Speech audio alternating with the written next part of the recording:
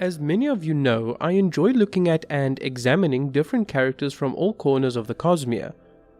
Brandon Sanderson has a way of writing characters that allows the reader to really sink into their heads and experience life through their eyes.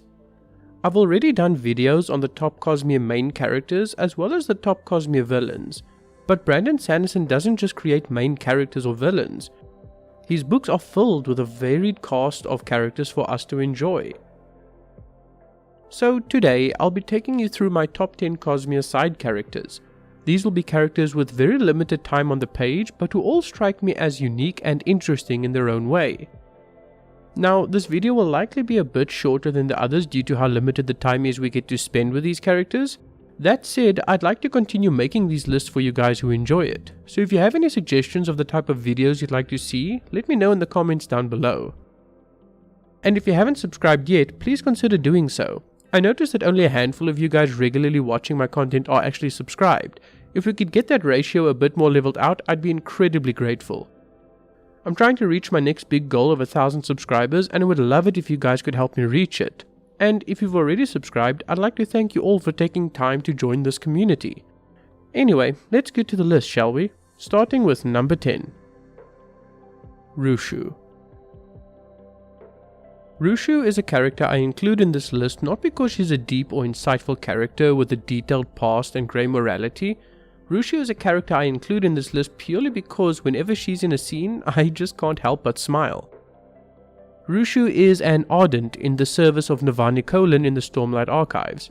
While very bright and a genius with fabrial technology, Roshu can often be oblivious to her surroundings with her mind firmly in her own world. Her reactions and interactions with others are what make me appreciative of her as a character, and she's often elicited a chuckle or two out of me. While I praise and enjoy characters with compelling motivations and deep desires, I'm not against enjoying a character that's often just there to lighten the mood and provide the reader with a bit of a laugh. Not every character has to carry a deep emotional weight, and Roshu provides this kind of levity flawlessly. Galadon. Galadon is a side character we meet in the Elantris novel. He starts off as the reluctant companion of our protagonist Raoden. While he often acts as the voice of caution and reason, he is not a grumpy or unpleasant character. I like Galadon because of how much he plays off of Raoden. He takes the role of a mentor character, then slowly shifts into the role of a companion as the book progresses and Raoden becomes more confident in his abilities. He also gives us a look at how someone from a completely different country and background would experience the fallen city. Galadon is the perfect example of a companion character for the protagonist. He has just enough of his own dreams and desires to feel unique, but doesn't distract from the character we're supposed to be focusing on. He could have been after Roshu on this list, but after considering his important role in the story, I kept him at the number 9 slot. Gaotona. The Emperor's Soul is an amazing novella with a cast of characters that I absolutely wish Brandon would implement into a full novel. None of them more so than the wise and kindly Gaotona. Right off the bat, he struck me as this old and kindly soul, and I absolutely love characters like that. He's not without his stricter, more serious side though. Shai somehow manages to win him over and he ends up helping her as well. And despite how kind he is, I often forget he's on the sides of the antagonists of the story. I think having a character that has the ability to draw a reader in, despite the character technically being on the side of the villains, is an excellent tool for a writer to use. There's no way to get me invested as fast as having a clearly good character act on behalf of the bad guys.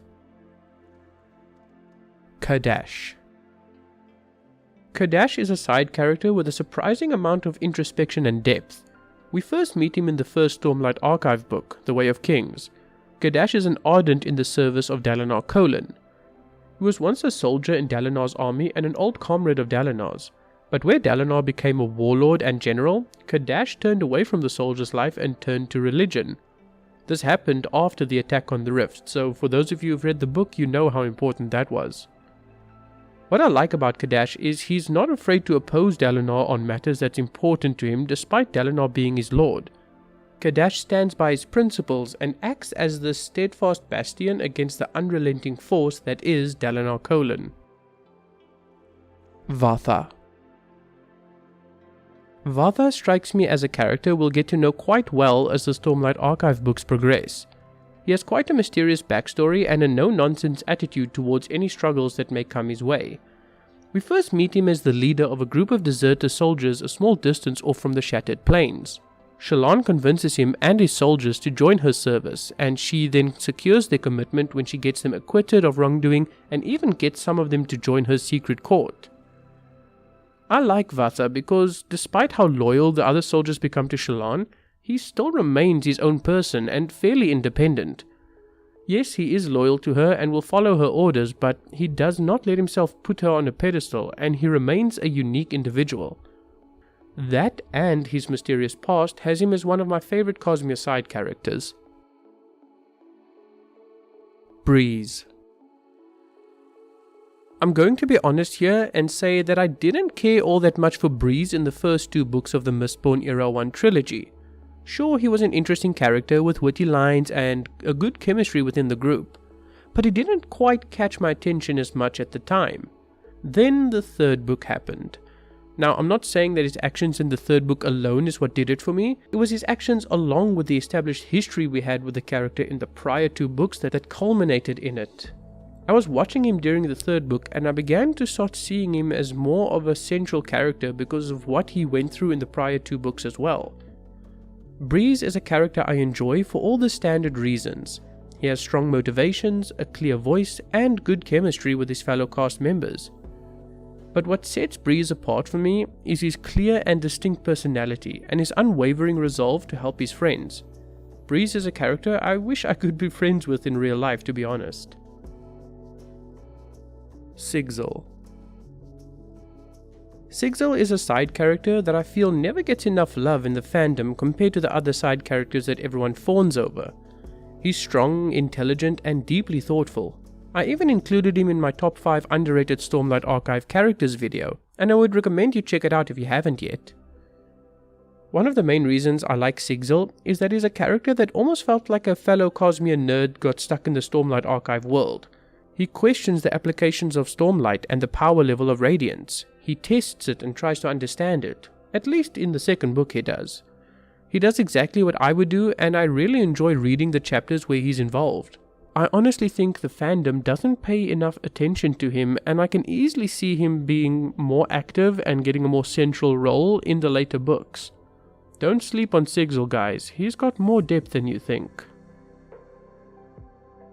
Larimar. If you've read Warbreaker, then you're probably already nodding along with me on putting Larimar this high on the list. Either that or you're sharpening your pitchforks to come after me for not including Blushweaver, but I stand by my decision here. Larimar is a side character I thoroughly enjoyed.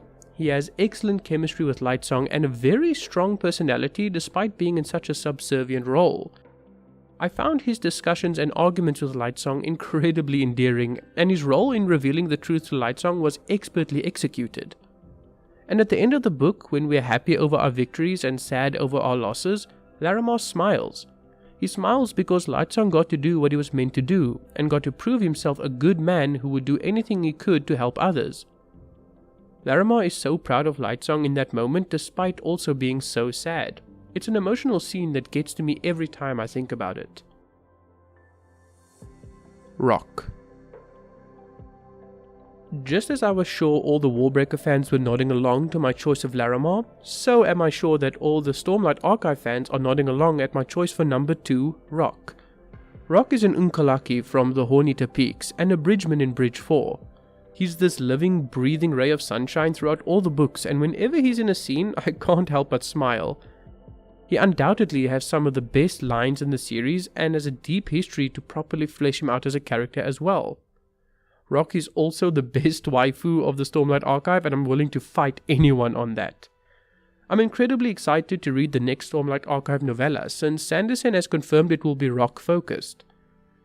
He's an amazingly complex and amazingly wholesome character, arguably one of the best bridgemen in the books and definitely the best side character in my opinion. And before we get to the number 1 spot, I want to throw in a bit of a spoiler warning. The final character in this list has a bit of a twist associated with his reveal. Though I won't go into events around him as a character, I do want to give a word of caution for anyone who has not finished Well of Ascension in the first Mistborn trilogy. This character's identity will be somewhat spoiled if you haven't read up to the reveal yet. Tensoon. Tensoon is a character I did not expect to like at the beginning of Hero of Ages. Sure, we saw him help Vin and stand on her side, but his story in the book felt very removed from the rest of the conflict and made me concerned that it may start distracting from the main narrative. Luckily, I was wrong. Tensoon is a great character with a strong will and deeply rooted sense of loyalty. Having gone through his trial and having seen him work with Vin in the previous book, I began to really enjoy him as a character. As far as side characters go, Tensoon probably has one of the most developed personalities. He feels like a real person, and I found myself deeply caring about his struggles and the hardships he has to face. And the fact that he's not human at all added an extra layer of complexity that I really enjoy reading about.